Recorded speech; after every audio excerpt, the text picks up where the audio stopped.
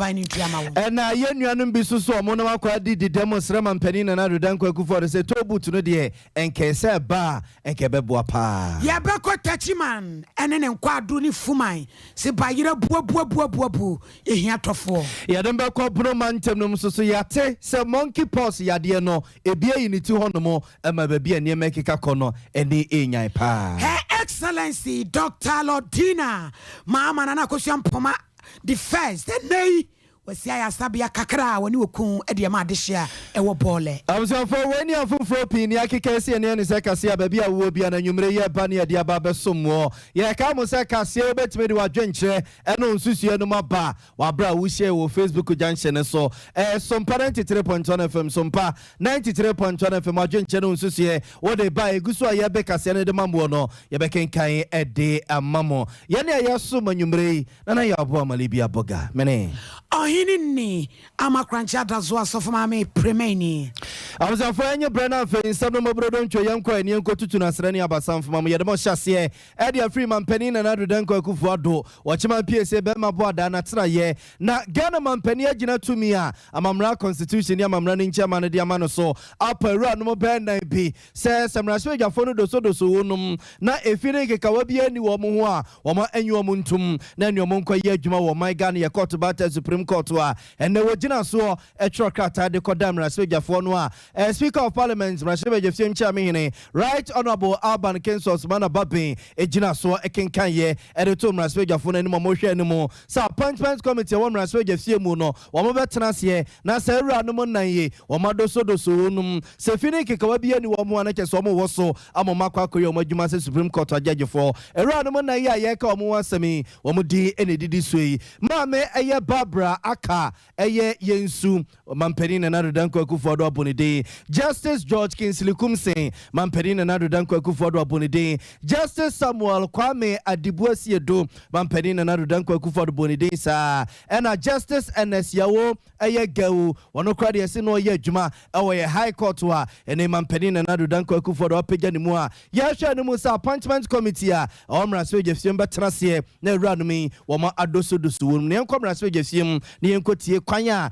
mra so Jefiem chiamehene Right Honorable Alban Kensos Manababin wade saman ye wei eto mraswejafo nanimu reappointment of justices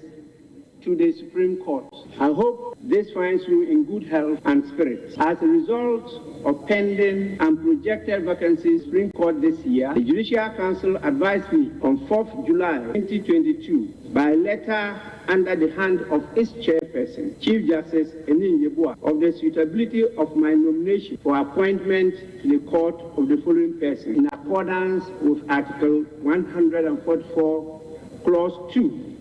of the Constitution of the Republic. 1. Justice Barbara Frances Akayen, Justice of Appeal. Justice George Kingsley Kumse, Justice of Appeal. Justice Samuel Kwame Adibu Asedu, Justice of Appeal. And Justice NS Yao Gau, Justice of the High Court. Upon receipt of the Judicial Council's advice, in accordance with my duty under Article 144, Clause 2, I consulted with the Council of State by submitting the name and curricula vitae of the nominees for appointment to the court. The Council of State has, by letter dated 25th July 2022, notified me of the successful completion of the consultation process. I am, therefore, in accordance with Article 144 Clause 2, seeking the approval of Parliament for the appointment of the nominees as Justice of the Supreme Court. Their curricula vitae are hereby attached. I am fully satisfied that each of these persons is duly qualified and eminently fit to discharge the functions of a Justice of the Supreme Court. Mr. Speaker, it is my respectful hope and expectation that the approval of the nominees will proceed expeditiously to enable them assume office as soon as practicable. Thank you in advance for your cooperation. Yours sincerely, Nana Adodankwa Akufo-Addo. Abusiana kese no emraso je fiem chairman right honorable Alban Kensos mana babin ene yetene kan nyina ya mania mampani na nado dan kwaku de kosi ne so mfantom na spejafo na na wobobbo so se ewura no na yi se appointment committee na wor mraso je fiem no etena se doso wonum na fie bia ne nkeka wa bia ni wo mu a na ne wuti do wo mokwayi adwuma wo man Ghana court batan Supreme Court emraso je fie ko wuramu a edom ketwa no afem wonum ekasa ewo sika ho pani ba ko kan ho no na emra hye bedwani ma de hye wo edwuma ko enyan esiem ono nyan focus la to force en na wo papa ne sobo se Ghana sika fure wo pepe aduonu mienu ne yatwa ade abegumu wo bra mra hye bedwafo na ma wo no makwanya wo se ekoba sa ya de ehu pa na nyade Ghana so ase agege tumu wo se we nyina kan ho binti abasa na kapoten ya wo man ye de no ase de bia kwa akotebe bi wo so man no ni pebre ekwamni asetene mo ayebasa emenuma bebre egu onmonyamfo kesel atofosen. Yesterday, when the minister responsible for finance delivered what he called a statement of media, the speaker, there was something significant that I was expecting the minister responsible for finance to say. So, Speaker, in the entire statement that the minister actually delivered, Mr. Speaker, it's about 53 pages. 53 pages. Mr. Speaker, the minister conspicuously decided not to inform this house that the speaker they have gone to the central bank to borrow an amount of 22 billion Ghana cedis. 22 billion Ghana cedis. Mr. Speaker, let me point you to something. Mr. Speaker, on the document that was given to us, after the media review, Mr. Speaker, page 97. Page 97. Page 97, Appendix 2A. Mr. Speaker, it gives you summary of central government operations. First half of 2022. Mr. Speaker, in the 2022 budget, the projection was that government of Ghana was going to take zero amount from the central bank. Mr. Speaker, only for us to see in the same document that between January to June 2022, this administration has taken 22 billion and 48 million Ghana cedis from the Bank of Ghana. Wey eyo ni monyamfo kesel atofosen and na your friends and trofo nhyiamo na ukọ emrahye bedwe fie ma fotrosanso afọ abedi akira wono aya dehye wadwe so emrahye bedwane on monyamfo John Apontua kuma lawyer and wose sensem no a won mu nuanom keka no kura pie ni wo ewom na wogina eye banking act no so section 30 and wakasa wo kirem se Bank of Ghana no wode no ho ya wo ye ne niema na sa 22 billion wasem no eye wo man no a ena de ma wonu se besia afenso information biada eni ho a wo mu de asie. Yesterday he referred to page 97 of the fiscal review and made some baseless claims that the Bank of Ghana has printed 22 billion Ghana cedis. First of all, that statement was false, it's not true. There is no foundation to that claim, and we want Ghanaians to treat that with a pinch of salt. First of all, he accused the Minister of Finance that we have hidden the information in page 97 in Appendix 2A. Yes, it's page 97, Appendix 2A of the media budget. This document is a public document. It is given out there for everybody to read. So how did he pick this document, read page 97, and said that the information there has been hidden? What is the meaning of that? We gave you a document, the finance minister gave you this document, and you went to page 97 and you found out that there is an information about Bank of Ghana and 22 billion, and your position is that it is hidden. Please, it shows you clearly that the end on overdraft basis, it is within the laws of the country. And so on the Bank of Ghana's own balance sheet, they can give overdraft to government as a loan, which can be repaid within a specified period. And this is not the first time any government has done that. When he was deputy minister, Bank of Ghana supported the Ministry of Finance and Government. Same arrangement within the Bank of Ghana Act. So what has changed? That today we are told the new economics from NDC is that when Bank of Ghana gives overdraft to government of Ghana, it is called printing of money. I am surprised. This is not economics, and they have to come again. It just shows their incompetence and their lack of appreciation of the situation. And so I just want to put it out there. First of all, we have not hidden it. Bank of Ghana has not printed any money, and we want to clarify this issue. Ya ma bani sikati sekolat wani no matua na ne overdraft wo mutaye bida ti adan na bia ba mu betwa mo ho abeka se won makotwa sika bia gumu wei eyo no nyamfo John apontu akuma amzanfo yeguso Sompa 93.1 FM enwumre no nsia kase na nsa no bia wo bia na yeguso a ye de ma mo style bia bi ne sa wotienka e osunyene abonten so a aha e Sompa 98.9 FM Sompa 98.9 FM adwenche no nsusu ye fashia yen o Facebook janche ne so Sompa 93.1 FM Sompa 93.1 FM adwenche no nsusu ye wo de ba yeguso a ye be kase ne de ma no ye be djama e de amamu ye nuanom a mosma be ka e ho Facebook ne YouTube nyina so no ye mama kwaba Fajin Cherun Susie, Fabia Biaho, Yegusu, Yebekasiano, Ebekenka, Yentoso, Yegusu, the more common as we film. Nasamba Cash and Swa, or so for Sikasan and Tutor, so you reckon of Ria Tenra, and the coach Ramraswig Simua, Yakasibonica and a media budget review, or the Cotum Raswiga for any more, and the Ako Masikan Sebesuno, Se Ensuno, Enra, or could you jam with the Chamraswiga for no Ewan Raswiga film.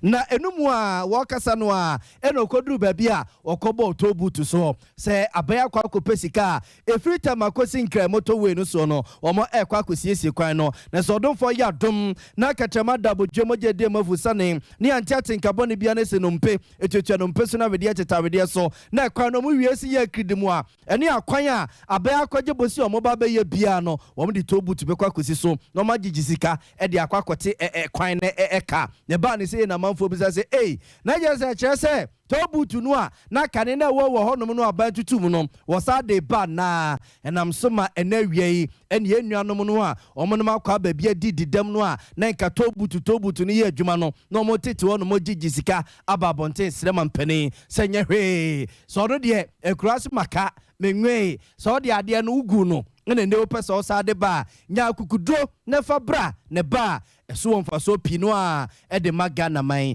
ora Emmanuel Oboboaten oba santemantema say ya persons with disability a womo wa sante wona ye vice chairman da woman no wona some performance semtwefo di nkomo esrema mpanini aban no se tobutu no de se bank ebebo apa eni ajibeberebi e PWD fo eni aje ya e di dem e ampa to no meka se emoa o man na mepoa to ye adwuma okubase ti meka kubase de me mehunu na meka to ni PWD MPP aban by no ma ye di dem say enkotu no mama 50% to no nye ye di dem nko ane ho ebufo no ye de e obi enti to na adwuma na ye no ye koye no omutwa target ene maaye to wa asantema mu nyina ye 6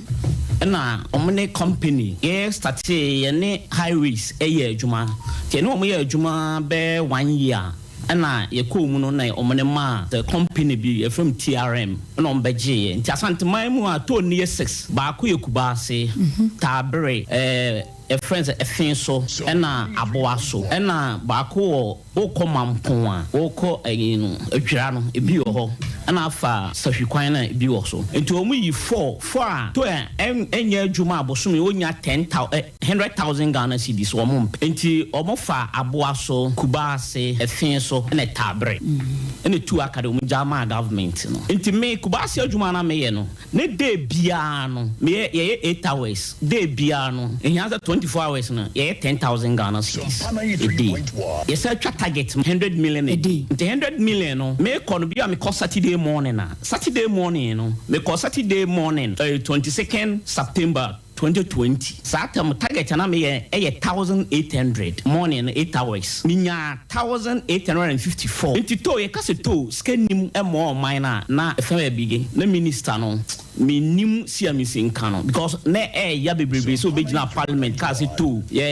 every year ni nyina 78 million Ghana cedis me kra me fundament almost be 30,000 me fan 3 incarnate to 3 billion because day bia na 10,000 na kan boma and the tozo so any holiday say bia Sunday yam ko adwuma Saturday yam ko adwuma to mu sa ni e chem na group 2 se me ye adwuma 1 month me he na ko adwuma 2 weeks okay na another match so about 2 weeks until say me come morning na me come morning sa bia 1 week we so be ba no so akọ afternoon until sa na ye che ta amoakwata wa say edin pa ogu ye hu fi me to ma hem ho nso ba bia meduru bia mtogo su bia na akọ pa adwuma kora yes ma mo na ye mo ya no ma mo di dem no ya kana basa mo ye no ko to makọ akọ wiewia ene ye ma bi so na company no bia na Sompa na mbe fa me sa mo akwata na kan de me ka che oni say maba o twa target amam enna oni ade ayi oni machine me ne ye adwuma I tell some akopogu 3 no wato ade say ma receipt ne be ma me yima na obobo atimi din wo the telephone number wo so time ma me twa ticket na ma wo so and am supervisor number wo so ma me zo to see minimum her about na me tibutu na me ticket ma wa na me bia me fa no ade ton ma wa minimum her about na me ticket na bia fa frame supervisor dia de na hwe obeye Abusafo ntiano no we your penny Emmanuel Oboboaten wo ba santemantemasie wo no na ye nuanom no mo no maka bebie didi dem ne ade no ye vice chairman edo ma no na wo chechi nsem semra omote na nura se tobut ne ba ne de nyamienem ne bonsamati ko mani giyo nanso no munim sa se eye kuma bi ne ade a na no ache no de so bio se eni omadwuma no so ne egu munim ase guo manim ase pa uye nim guase no so to nkyene a na yaka de pa ne atete ne atepoya no mo nambu no mo de ye adwuma no na nyasem kuma ogu ye hu fi me to ma hem ho nso ba bia meduru bia mtogo su bia na akọ pa adwuma kora yes ma mo na ye mo ya no ma mo di dem no ya kana basa mo ye nim ko to makọ akọ wiewia ene ye ma bi so na company no bia na Sompa na mbe fa me sa mo akwata na kan de me ka che oni say maba o twa target amam enna oni ade ayi oni machine me ne ye adwuma I tell some akopogu 3 no wato ade say ma receipt sure receipt ne be ma me yima na obobo atimi din wo so me telephone number wo so time ma me twa ticket na ma wo so and am supervisor number wo so ma me zo to see minimum her about na me tibutu na me ticket ma wa na me bia me fa no ade ton ma wa minimum her about na me ticket na bia fa frame supervisor dia de na hwe obey medi because my boy aban no kro no enti papa no asem na okan no ya kan se nko me pa ye chew because we gu ye hu fin pa Abusafo nti we your persons with disability wo muko wa santemantemasie opening pa abedi ekira woda wo ma no yewra Emmanuel Oboboaten ye tene nka no mosre osofo hwe akwantempon ene akwantempon ye hu nsensem so se ne kire ya senko be pa wo no chewa enke be bo wo no abusu yen kwa ma no so ne ne sofo abedi ekira ohwe yakwantempon eye hu nsensem so enkodi nkomo papa yi ono akona asaso ye mrase gani wo mrase ge fie ma de hia wo mo Pro West abaton pesua so Honorable Steven eye Jalula nkodi nkomo Honorable Yamuajo emuakwaba eba Sompa FM su Kumase eni sunyan me jemoso ya yiri sempom ye ya me adom ti me ho ye yeda erade ase Honorable ni ebusa ne se enra ensama o boss eye menka ne se osofo a owesika se no ntoto eso de koto dwamra se gefiem se yenhwe ne mu se tobut no ebesa aba no eye se tobut e wo ga na nyina ya mututu mu no e na mo se biebie wa na kire mu kakra yo mamenda ase na menchia umasifo ene obi a oti Sompa FM no anaje ne kre November mo Honorable Ken Okoriata at the budget for 2022 at the Betu Parliament and Oka says ya budget no ya be road to Africa na kwan ne bridges nyina so but unfortunately Oka say November 2021 no the tawantawa bi ba between omo and omo gigi to many drivers on them Emma Honorable Kwesi Amakwata oye MP for Atiwa West Osaya me boss no eye ne se ye pro mu nyina so mo free toll stations no nyina so but later on Parliament at the budget no to mo Emma sia no officially tolls bia ye tolls bia wa Ghana so Enra Honorable Ken Okoriata esamba at the mid-year budget review ebetuja but mono okase for the first time no Ghana the innovative way of financing your road no ebeye juma public private partnership naturally say ankra ne abembe bomu na ankra edi omusika edi abe ekwan ama Ghana for na enam se saafo no behia say yebetua omusika ama omubio na afi mfaso bi eda so no no manya no was say yemfa tolling road tolling and some family, but it is specifically for public private partnership projects. And also say going forward, apart from Accra Mamoto way no in the any other road project the PPP bayano the tolling system beka ho na yatimi anya sika dia tia investors na omo de omo sika beye ekwan na maye so say moti ya sana tie but my main fan so say enkyere say yesa ko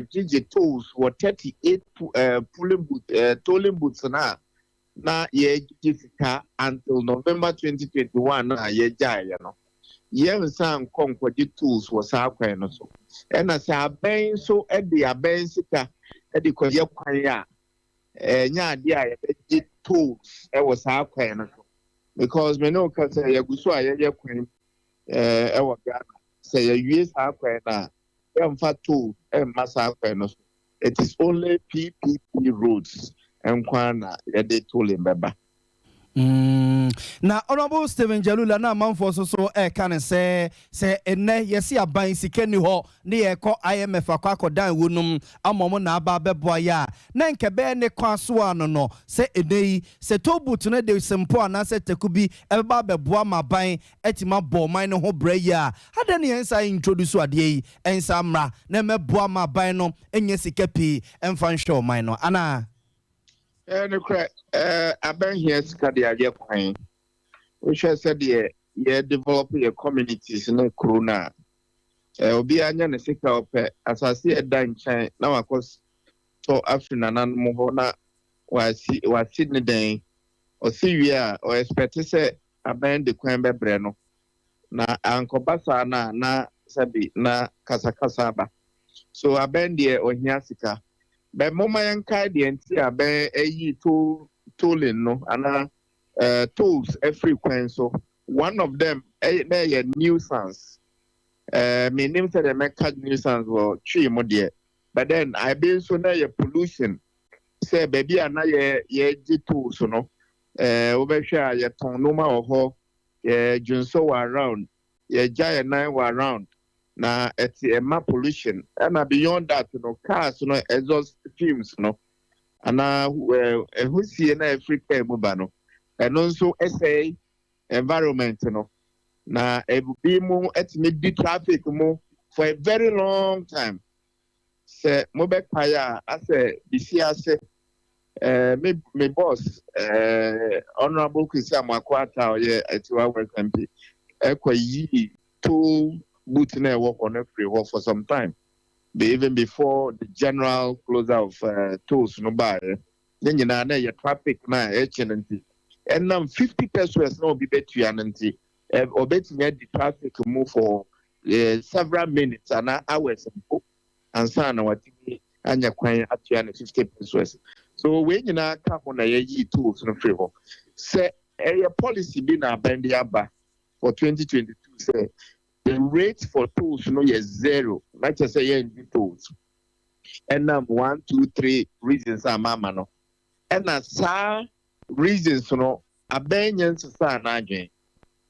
na a woman say be more clamor and now be more fresh anka yen sam for tools no rebium. Because a tool na yede man. But now then also your tolling system now at the problem viba. And I think so my influence also say the whole of the sub-region, West Africa, yankwa na your tolls less than $1. And then $1 yeah 80 this name be kaka. na me say anka tools no ewo ho na say ye increase tools no ekodru 8 cedis per toll puta anka Ghana for ye be so much na honorable South Semia wakofa bay and even road contractors in the Bicrano and pay ye no mudin come suggestions and no more de ban say aday na buy no road to no some of the beba crano ye increase rate ne kakra sika na ye tua no se koye 50 pesos any 1 cedi semua eno kra na emma private investors any nye ho so mba be invest e wo ye road sector no enti adenti na ye nyintum se bia ye be increase ne kakra na timi attract private investors ama mba be invest e wo ye road sector no am ye timi nya kwan papa afa so ma e bi kra no a accident ne ade ade so ate. Yes, me te almost say, but the American say, despite the fact that you need to boot or you can bridges so no, a lot of private investors are expressing interest. So mobile baby you can Ghana can be so say I be at me ye motorway PPP mobile home enche mobile a lot of investors coming do the major routes, especially the tank routes, on PPP basis. So, and the crack that they make, say, you bet me crowd the PPP a year, Juma. I was saying, you won't say, enquire 50 cedis, 50 pesos, a Becos road a crack, a blue ones were na Ghana for Yatias here. So, the Bayer, yen so, you bet me a develop chrono. Say kwencha de the sika na ye yo sanity honorable yeda say enu ada je anwumre bibia ni so ebesa ba pino ni aba beje nche mo nyame nhyira o onhyira mo so for ye mrasbe dwani o mrasbe je fie ma de so mo pro west abaton pesu so saso ye so for be de kira o ya kwantempon ho nsensem so honorable Stephen Jalula ne yete nka no national president dima Nation Builders Corps and Napco or rather is Catachien or Casas woman and Tie. Say September ya Napco Nabene ye and Yabwa Paye. Yes, he be before friend say you started and you do woman in their coho and unti was re a K one best abusumi sian and sono a binding tia for Trosanso for you can for Yata Kojam Rashabe film and what it to Ghana this year say we pay September day di kind Nanapco Nuna ye and Wajuma and unti wakatachie so amote sa asem na enye wo mu nwanwa se na konu bebe na wie September na emom e kanu e ho ene wo mo hawo and answer finance minister Eco Parliament now occupying command na yes ho be mu no kra na the press release about bonjin se nyame adon fiada e cultural center no factory secretary ye national press conference na the address issue bi amagana for so etimi ate e how atetie ohia ahokyere a se bi ye komina ne say ya ye adwuma 9 months yinti ayeka from last year November to date ya ka ho asema kan me ye say mpapra mu nyina no e monim sem enti yinti ayeka we na ya take decision say be press conference na directive say ba yes say remain at post no vice president Dr. Mahmoud Bamiane ho e wo letenim and chief of staff madam Frema Opare ono so ne ho e wo letenim enti aye agency nyambo fia de be you be campaign from you ene wo mo ka ho say that is even pray there some vice president mu a wo ho san say mu a wa ma directive say remain at post na 9 good man o fia ye ka wo so won san ka hwe enhwe ye nyina nim say ka abadaye ayem share of don e de ma say be nipa nanka yen yawofo said the Rebecca Center, and so a honorable chief of staff, our bar, Madam Primo Pare, one Chese, or your bar, when the MCCA, Emanema, 9 good months in Chiaka, Abra, let us say by and Mumi Nunamo, a boom, we are the petition aircraft from Okum say to the second, Asante Hene, or Tiko Cosmo, Nana, with their own council, Piao, Ninani say, Nanado, afraid they are catching or call a year, Mendia, Eden Hoko Tray, now, or Tiko Cosmo, man, a future be said, Dana for the company and Libre and Hunter. Uhiane to aba editia NDC engineer wo abadia o se utimi toto niema na sebe ososo wa meye de o mampani dada eye we ye kutu a okoko otumfu okuwa the second edman another down to kufu the first time of visit no after say onya akonya kesi so ebetina ye enti petition eye okoko so na futu na wo de man another no okoko so de King Solomon futu de man another be hu se another we bi so ana se we so Friday na ye besa debate atuja anato companies nationwide yɛn nyinaa yɛ match up for Jubilee House letter na make ho asɛm a mo mpanyina bɛ de kyerɛ mu bɔ chief of staff mo bɔ obi akita ne deɛ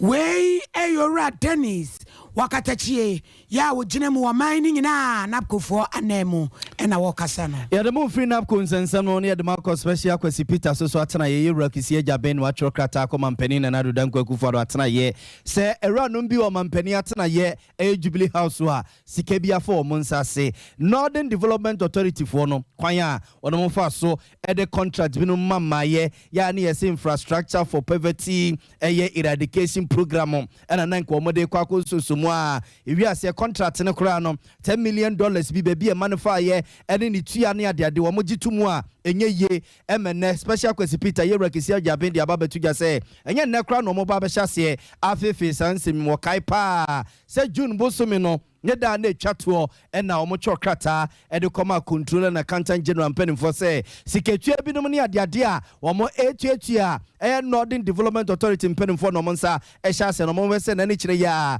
omo de omo nsa beto so no ma twentwa so kakra nsa na mfifi mu no omo eye wia no ya omo wo so mama akwakututua sesika no na saade ni mu no a e na de bewura July boso no mu a enam so me nei omo atwokrata e de akoma mampani na nado danko for na tena ye se era no bi no mu a enei womo ewo na tena ye ho ya na Northern Development Authority NDA ehye womo aase no kwaya wono mo fa so etuatua sika binom edekọ mama contractors bi no entwe ye na yase ansa na kisi agyaben kra be chokrata krata we no na pani kwanchefo a woda Northern Development Authority no kra no edika kwa akọbọ sa asemi so ama achokrata akoma chief of staff se ne yekoso no wodwene ho abonte ase siketue bi ne contract bi a womodo omonsa akwa hyehyɛ ase ne siketue bi a ekọ no wodwene ho abonte ase enum a na akwa kokukura akoduru kisi agyabe animu a enei ye hwɛ ne mu sa asɛm no womo ebekọ akotena so na ne emfifumu bi esefata bia akoso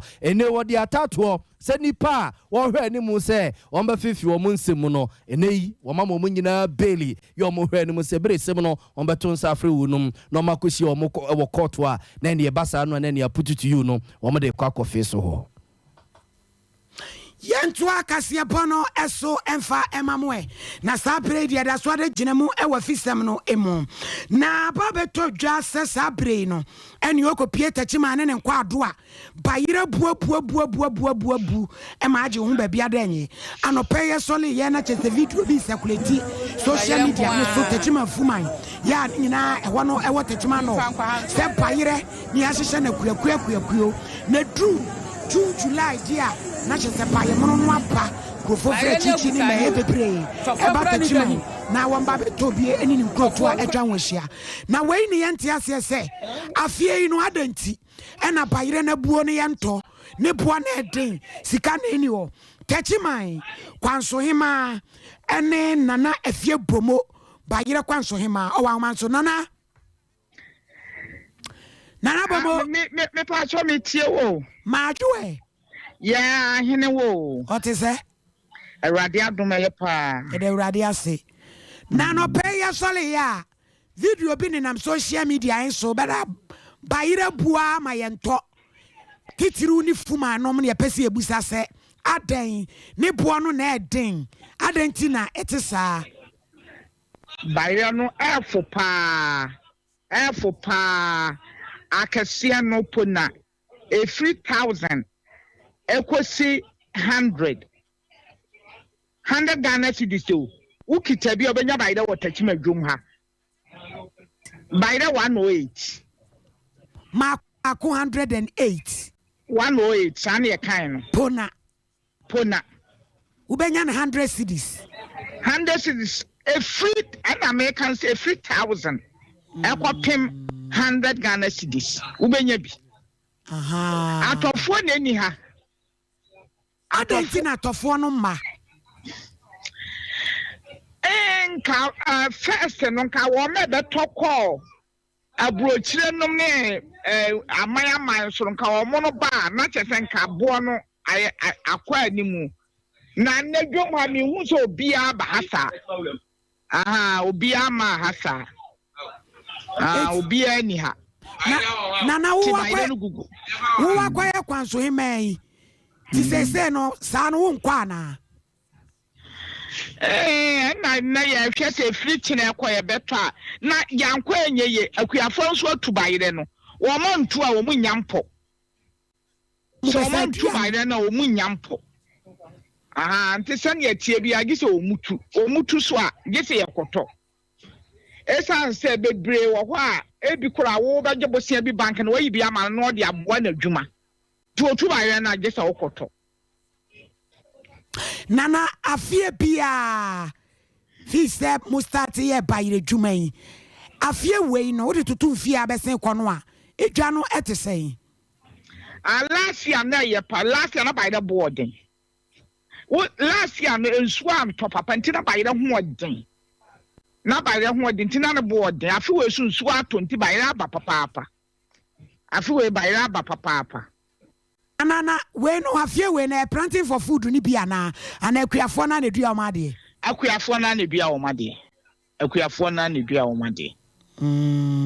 Bayre de am say akuafo men what bayre de men kai say planting for food no. You akuafo na dia. Enti nana akuna nsu anto. Nti bayre amase ne afie we bayre aba no. Tina che so bi kura be 2000 dia obo betumi anya motokin ma wo. Obenya bi dodo. Tachima obai usum nipa na oda bayre so. Nana me ba kumasi na no me koto obi wo so amedwom. Po na ba ko yeyi ma me 30 cedis. Enti no lorry fare no no de ba ne bo na edin na ma ne bo ye din ana asa de kakra metimi aka ne se wonso almost 32 ne foforo no na yentu ne kasinti na boarding ye metimi aka na ne boarding na sese mre ya ewo mu idie bo no aba fam kora ebia saa time a wo ka no saa time no na yentu ne kase enu ntia na social media etiefo anyhow for mo social media na mo me Facebook bayi bi nenam fumai Womu so atu bebre gu wo se atofo ma nti atofo mra ti ho no so mo be ne den kakra meka na se yesre wo ma betimi nka bia wo mo mra tachima ya asumdue kuro basa bia ni tachima enkrofo bi ahye dade ensem bi toto nkrofo tim a wo mo se tachima kuro yi Sete chima ha akromfo dien enye no kore ye unhu nipa o mo kase ye kunu tachima ye nti ye nso na nkrofo ekeka sese ye badwoma ye timi fi ha na do 8 nanka awudifo bi wo ba bi sa sake ye wodwom ha na dwon ko ma ra cheche Dinana na utumi u se sansam keka ne so ka ho na bi nipa ma no no so ka ho so bia kiteska osuro say yesi tachima ye chichi ni po say ye dan yo ye wo ha so no ye hu wontimi obi ntimi nkyere o say nipa bi tifi ha ya che no okay ntinana le fa kwanya iso fa kwanya iso na kasa say nipa mla na boni bi eni ho o say fa kwanya iso na ya announcement fa kwanya me gina wa fidi kasie so asre wiafia mama nyina baby obi bia betebe nka ba ira butachima bebre obi amra metobi na tachima ye kuro na ya asumdue kuro basa bia ni tachima enti obi amra metobi anyame ya aduma fiara mebe fie enti mesrew na ya wodi asoba ira no ne dabre ko wa hye ne boto me ba na ba asoba ira ani ponanam de begu ho rew ne me ba na de aba aduma mu nyina be nyina be ho kwa na me bebre begu ho e ya fa asoba ira kan ne dabre ko hye ne boto asa obedu tachima nko a na hia ya faja meli bia na uni ho me ba he bye na fie bomo no tachima ba hima kwa so hima ene ba ira obama na fono ya onye izo kawen kabisa brin kapan my dia ba aradwa ba ire ne dia ba yi ba yi munaba na hima dibi ma onto me kwa dibi ba ya mi esira yo ti ba ire na abuzu sa no na che so kwa kia dia ube ukura be 20 million akia 20 million ukura wa kwa chiru se ne oka se okuta 1 million obenya ba ire mako 108 no 108 na just when your maboabo no 180 saa mako 10 yɛmfa sɛ mekuta 1000 Ghana cedis a me lodu kia baako ma yi baako ama 30 cedis na ma bɛyi baako okumase yi wo hene ne nya nkoi me de me kwa me de bi beba bebodo nkomi ɛwɔ fo asia ha bi beba sie ni mana do magina so beton Awusafo yeguso Sompa 93.1 FM enyumre no nzi aka se na nzan ba bia wo bia no yeguso a de mamu no ka ho ai e Facebook Sompa 93.1 FM adwen chere nsusu ye wo de ba yeguso ye be ka se na mamu no ye be ken ka dia mamu ye free techiman na ye ko ochimem na ochi my youth association for enomo ka chiro pani kwanchefo a wono na eye Kuwan's Building Solutions Limited say estate development company ne di access on peneton empenenoa ene ne kine ya wache hene wasaje form ati of repeni o mepa ne che wanyesa hwara ne wanyena dwene so otune nan de asi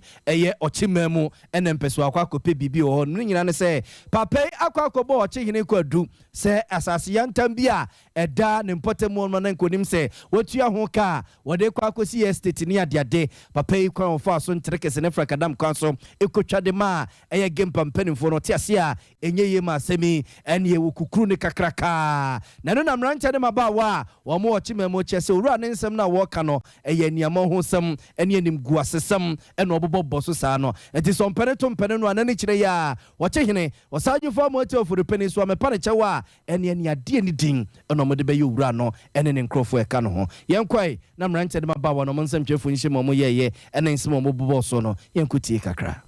Kofi Anochi has alleged that with respect to lands leased to the Ghana Institute of Management and Public Administration, GEMPA, he has directed payments to the Foripeni Palace at Adabaka through his alleged salaries. We demand that within 48 hours he produces evidence of receipts or payments or face our legitimate confrontation from his indiscretion. It must be re-emphasized that Kofi Anochi has no proper or legitimate truth or title. His claim of ownership is based on an alleged sale of the said land to the Mankata and Kwanzaa families by the Apejasu is fraudulent and the same is legally untenable. We are bewildered by the claim of the Mankata family that they own 27,000 acres of Ochiman's land. Historically, it is only through an act of war and conquest that a group can lay claim to such vast land. The Ochene is the immemorial allodial honor of all lands in Achimegwapa. Clap for that. Abza Fontaine and Sambo Mranchane Mabawa watching me Munsem Jeffon Shemo no ye ya or more animal say Kofi Anochi Nansembia Walker or Mufi say Yenim Guasiano Pesugu watching no and then it's your Pachwanyasa when one yanajune so chimemu to an and Pesuesi Wumpu. Mampani that His Excellency John Dramani Mama one in a dry Her Excellency Dr. Lodina Mahama Nanakosia Efrema Pumesika the first one ma what day Vinsha Pori Eduaseni and I'm so many was shefa the fa was say ye no dia wo ye bi ni say bole bamboy ye wo ye mampani dada ni fie wakosia ya sabia any maternity wardrobe e de ma de hia e wo ho no na bra na dwumade ni koso no ma melody na gina simpie ni apaso ya wakasa ye se bole e ye ni kurom e wo se wono wo ye buru ni de na so be wale ho ni ti wo de won so ye ni kuro ti e hu akohia so ye bibi ma ema ene mofra mo mapom de ho nsem so etumi ekoyie. Build maternity and children's ward in surrounding areas. Of course, this beautiful place called Bole is my home. I am delighted whenever we celebrate our people and their aspirations. We celebrate the product of this beautiful vision. The seed for this vessel of our marriage, my husband and I, in appreciation of God's goodness, promise ourselves to build this. The more we share, target and working together with our partners, donated medical equipment and supplies to health facilities across the country to support their healthcare delivery. The Bole District Hospital is one of the many facilities that receives medical equipment and an ambulance from the Lodina Foundation. Today, by the grace of God, on our 30th marriage anniversary, my husband and I have the pleasure to inaugurate the Lodina Foundation Maternity and Children's Ward. Wey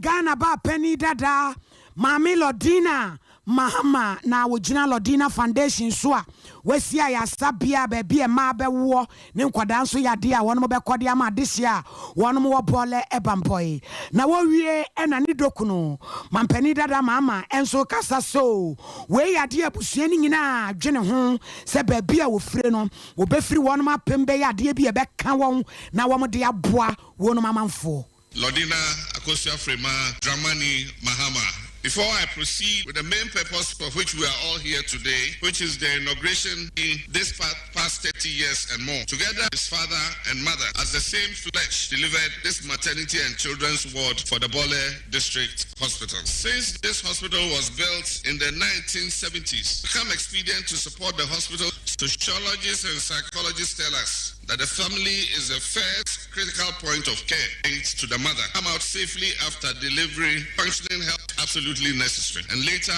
officers of the Lodina Foundation were sent to make an assessment. Earlier option of refurbishing the... Today, God having to give back something that will cost us personally as an appreciation to him. What we are giving to the people of... It has 10 baby cots. It has units, which 3 incubators for premature babies.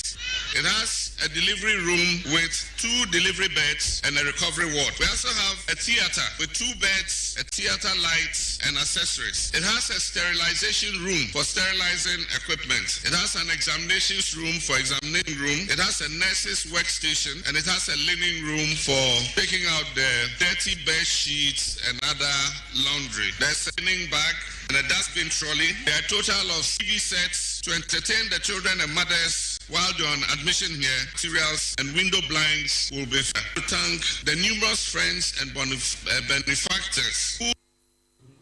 His Excellency John Dramani Mahama Ghana mampanyi dada ne jumedi akoso wo bole no enu bi ni ekotie abusa for the mo ko pono mantem no ne eguso ade mo apomdire nsensem ho no na Dr. Eye Prince Kwashi e na wo Ghana Health Service o matena ye open pa be de kira o hwe apomdire ho nsensem so na ntete ya so pa fam nsem 12 pence bedu kataru mante ababeto apono so e chese monkeypox no a eyi ni ti Ghana memma se na esi bi epie bunu mamu a sesi ye ne mo kase ni pensia e no mani di o machi a testing ahodo eguso e kokoso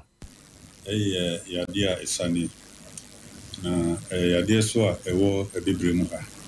ika ebibre mu ha na chese West Africa empokra Rebecca Central Africa so yadia na Ghana ha die yen tawu sa yadia no ewo mse man atwa ehu ahia no omuta huma ti be na se ya na chese yesu yeshasia ye husa monkeypox ya deni bi e Ghana na se no hwe regions a omonye bi na na chese ye bunu memo so no ya suspected cases ni bi and afi so cases are ya suspected ya ka suspect a chese ye hu essential bunu memo kan monkeypox no and so ya se ano ya de no e sha ase no de yedi ensia ko ama emu chese ensia ye suspect say ebetimi aye monkeypox na mu emura ebienu aba ti mienu na ba ye no ba ko ye positive chese ba ko ye monkeypox ya de ni bi na ye tosu bi ne bi am say enye bia for Dr. Prince Kwashi ni etene kanoko Ghana Health Service on na pen pa be de kira o public health and sensem so na no kire en was Ghana mine adesia ye wo bro ne mpotam nyina se we no eni kwase ye ma ye yam hihie ne mum ne ye was ye pa se ye ntan wo huru ye nse basa ebeboa ama ya de no so yetima soso anon kakra wo apomodi afamudie ya hombo ne se ye ni beda ho just the friends surveillance ma emo said the bear or more side a daily be an sense and cheni be a monkeypox virus in the yetimi hu nti yehu na ya take samples. I was here for Dr. Prince Kwashi Penimpa Oko Ghana Health Service or Matna ye ba public health and some so Penimpa be the chiro hweso nti bunu mamum monkeypox na bia unity wo no no na na ochichi mu kakra de kire ye no. Yeah, to us so Asante Mantemu, Grace Baptist Asafo wa mekom ene du afie ye wo Asante Mantem Krotam Kumasimu. Central prisons baby a man wono wakwa akoye nyame so ade kama de ama wonom screening no bia tumi akoso na president awodi ko nanim no owura yire Agnes enim dwaben na wokasa wo kire mu se ye boa na duafo no enya ban ne nko asodie tie se enyumako enhya ban ase asode abribia da wo betumi aka wonom wapomu no wakwa akoye sa adoye yi wo se sa bia ye honom wo betumi akoye obi afie. And then no, you do me my few years, the name of the British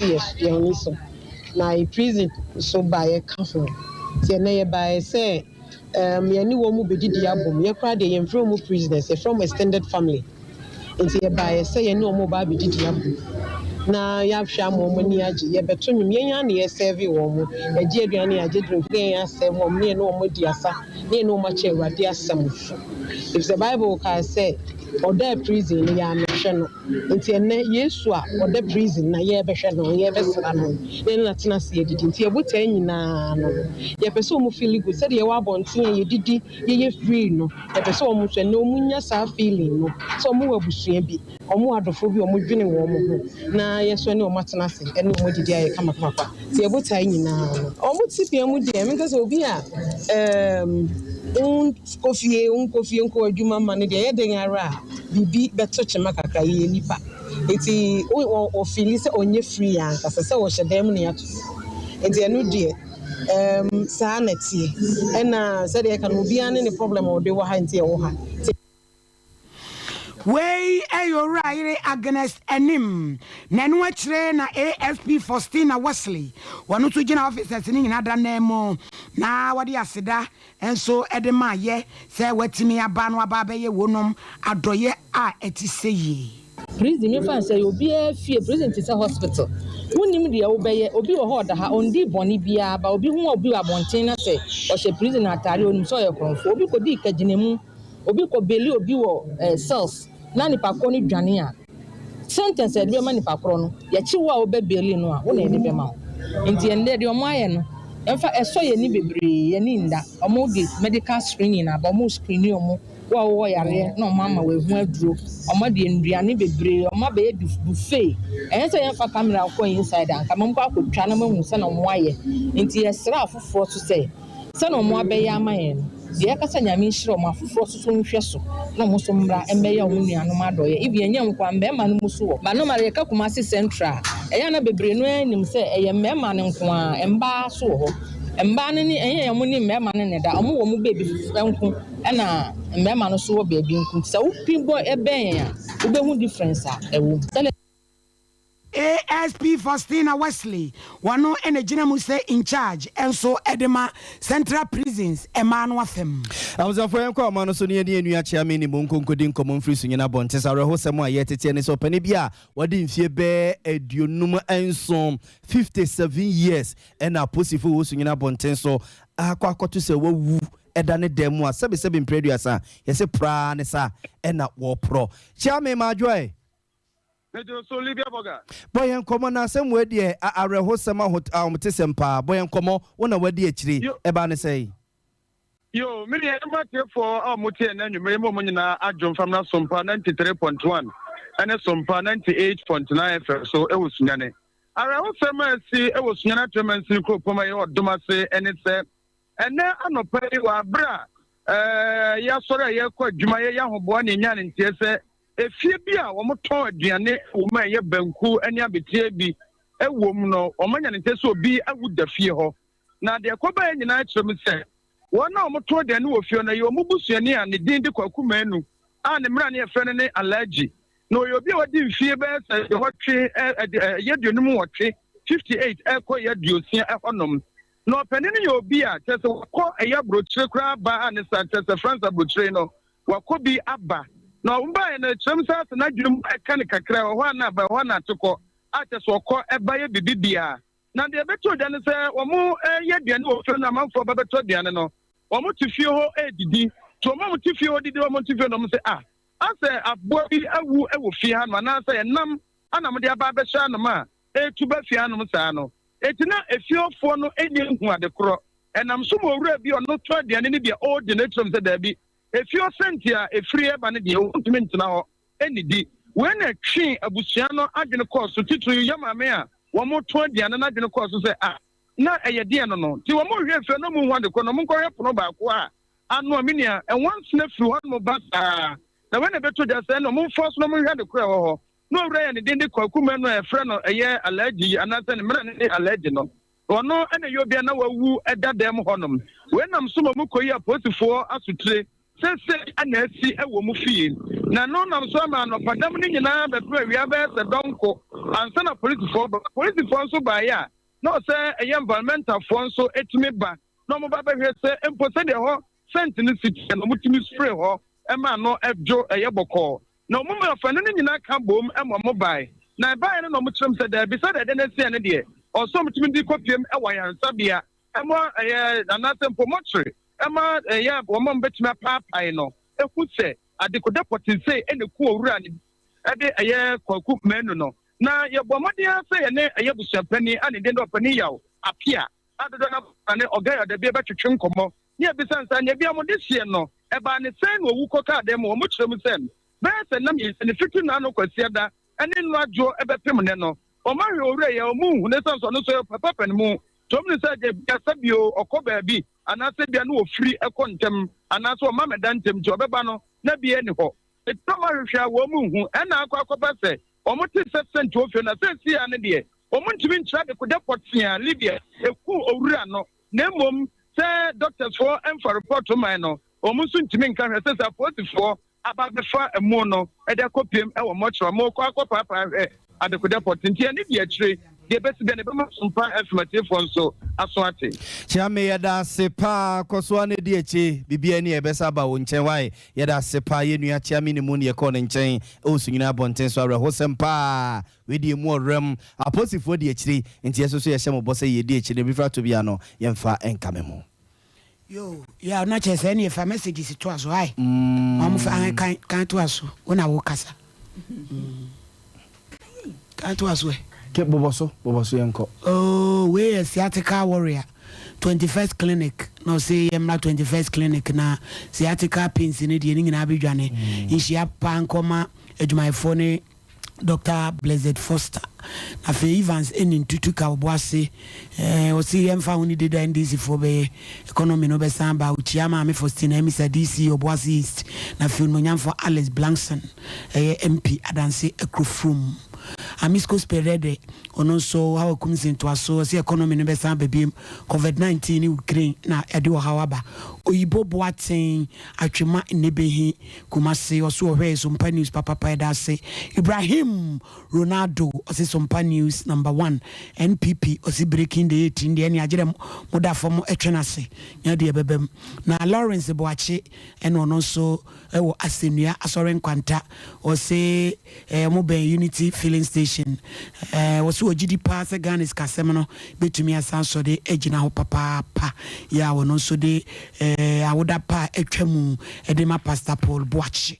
owa ahia akwasi a champion kwache ochi ayen ene ye ne ye tie nyinada o say exchange program Magana in Israel and then agri top program no so far 217 students and I won many mufaso edase uchi ya Dr. Uswe Free Akutu enso kan na wono so dia wode ba Sir John Bosco uchi ayen o say Ghana ye hia economic team a wono mo awedare pa no ndi otusu se mampani dada excellency John Dramani mama ono na ya no yi no ono so dia wode aba no